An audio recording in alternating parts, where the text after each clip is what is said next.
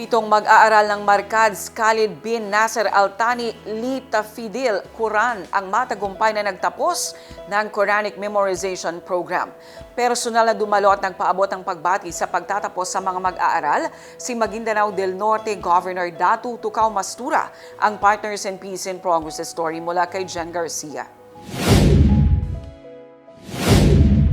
7 kabataang mag-aaral ang matagumpay na nagtapos sa Quranic Memorization Program sa ginanap na closing ceremony ng Markads Khalid bin Nasser Al Thani Litafidil Quran nitong Enero 29 taong 2026 sa Salimbao Sultan Kudarat, Maguindanao del Norte.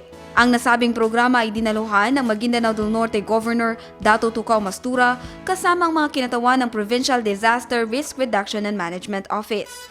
Bahagi ng suporta ng pamahalang panlalawigan sa Islamic education sa lalawigan. Sa kabuuan, 58 mag-aaral ang lumahok sa programa, 51 ang aktibong mag-aaral at 7 ang completers na formal na kinilala sa nasabing seremonya. Pinamumunuan ang paaralan ni Nazruddin Mamualas na nagpahayag ng pasasalamat sa patuloy na suporta ng mga katuwang na institusyon at individual. Ang programa ay pinangasiwaan ni Markads Khalid bin Nasser Al Thani Litafidil Quran, katuwang ang PDRRM, at itinaguyod sa tulong ni Board Member Mashuram Patuan Berwar bilang pangunahing sponsor. Ayon sa mga tagapagsulong ng aktibidad, ang Quranic memorization ay hindi lamang pagkatuto ng banal na teksto, kundi paghuhubog ng mabuting asal, disiplina, at matibay na pananampalataya. Mga haliging mahalaga sa paghubog ng responsableng mamamayan at lider ng komunidad.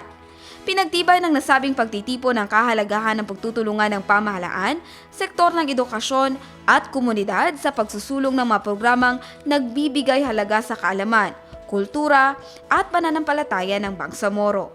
Jen Garcia, iMinds, Philippines.